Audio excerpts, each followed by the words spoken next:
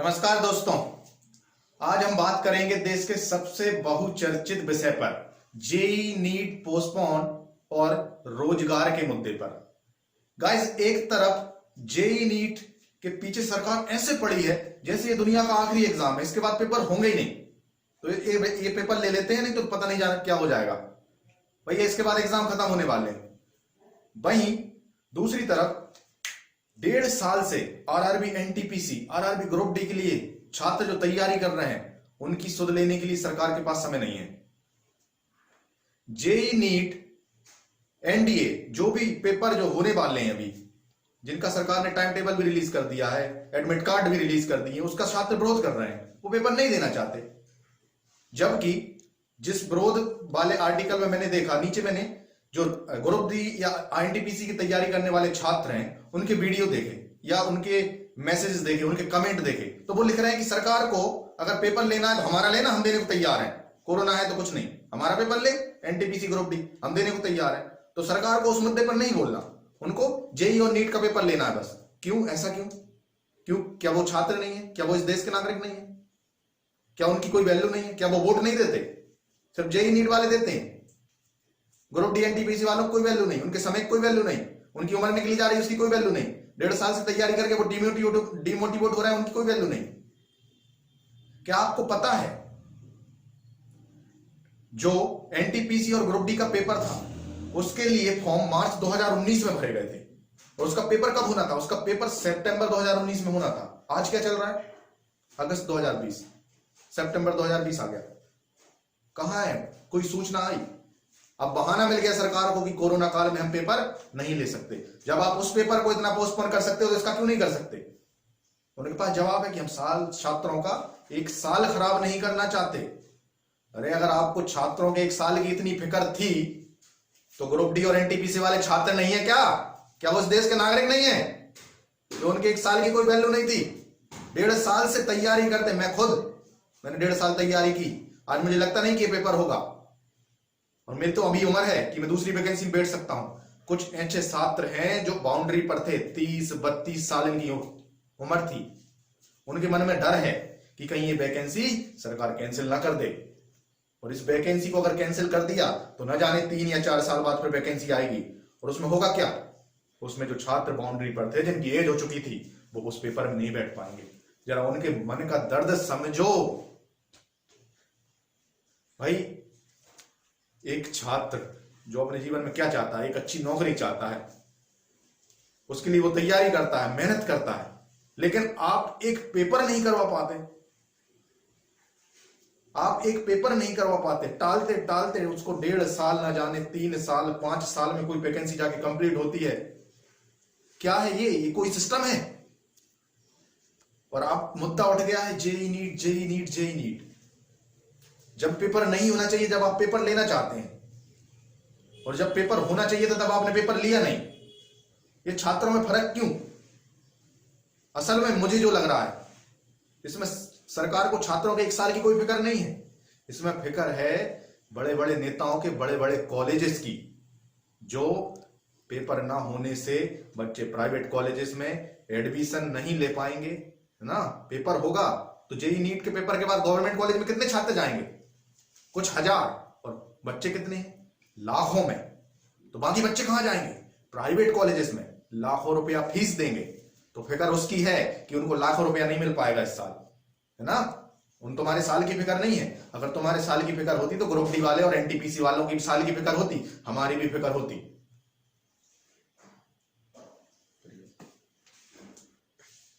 Guys, इसका solution हमारे सामने नहीं है। क्या करें? जेई नीट वाले बच्चे, छात्र जो चाहते हैं कि इसका पेपर पोस्टपोन कर दिया जाए, ग्रुप डी एनटीपीसी वाले चाहते हैं कि पेपर जल्दी से जल्दी हो, लेकिन सरकार क्या कह रही है कि नीट और जेई का पेपर तो होगा, और एनटीपीसी ग्रुप डी के विषय में वो कुछ नहीं कहना चाहती। तो हम करें क्या? जैसे आप नीट जेई के लिए एक साथ आए हैं, वैसे ही आपको अलग जो प्रीवियस एग्जाम्स होते हैं उनके लिए एक साथ आना पड़ेगा। आप जब तक सवाल नहीं पूछेंगे, जवाब कहां से मिलेगा? हमारी विडंबना यह है कि हम सवाल ही नहीं पूछते। भाई, आपने अपने प्रतिनिधियों से जवाब पूछा, जब वोट मांगने आते हैं तब तो आप हंस के और फोटो खिंचवा के ऐसे समझते हैं जैसे कि आपने नहीं जाने क्या कर लिया, उनके साथ एक फोटो खिंचवा के फेसबुक पे डाल दी। आज आपके पास समय है लोगों को ट्रोल करने के लिए, रिया चक्रवर्ती का मुद्दा चढ़ा रहे हो। भाई तुमको क्या करना है यार रिया चक्रवर्ती से? उस मुद्दे को लेकर सोशल मीडिया पर लगे हो। उसकी जांच तो सीबीआई कर रही है, वो निकाल लेगी। तुम अपने मुद्दे उठाओ। जैसे जेई नीट के लिए एक साथ आए हो, वैसे ही जो प्रीवियस हमारे जो एग्जाम्स हैं ग्रुप डी एनटीपीसी, उनके लिए सवाल पूछो, टैग करो आपके सीएम को, आपके जो भी वहां के अध्यक्ष हैं, आपके पीएम को, पीएमओ को, सीएमओ को, सबको टैग करो और पूछो बी नीट जॉब। जब तैयारी करते हो, नौकरी की आशा है, तो सवाल पूछने की भी होनी चाहिए।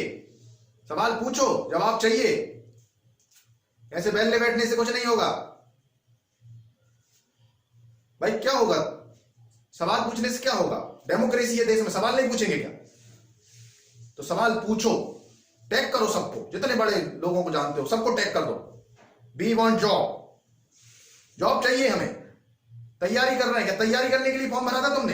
एग्जाम नहीं देना है तो टैग करो, सवाल पूछो, जवाब मांगो, मिलेगा। जब एक साथ करोड़ों सवाल पूछे जाएंगे तो जवाब मिलेगा। आज नीट और जेई के लिए क्या हो रहा है? रोज बैठ के हो रही हैं, कैसे हो, रोज तैयारियों में बदलाव हो रहा है। लेकिन एनटीपीसी ग्रुप डी के लिए किसी ने सुध ली?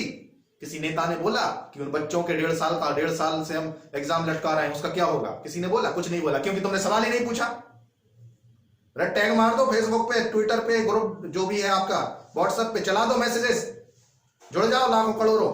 1-1.5-2 करोड़ फॉर्म तो भरे हैं, जुड़ नहीं सकते, एक साथ नहीं आ सकते कि हमारा एग्जाम कब होगा।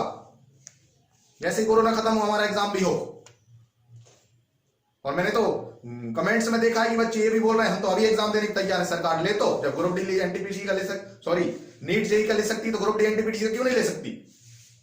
उसके लिए तैयारियां करो, लो एग्जाम। आपकी गलती है, आपने सितंबर में एग्जाम क्यों नहीं लिया, दिसंबर में क्यों नहीं लिया? अब कोरोना आ गया तो आपको कोरोना का बहाना मिल गया। तो आप सवाल पूछिए, तभी जवाब मिलेगा।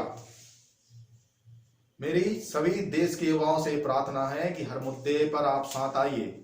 सिर्फ एक मुद्दे पर आप साथ आ गए और बाद में पीछे हट गए तो सरकार तो अपना उल्लू सीधा करके सीधे निकल जाएगी।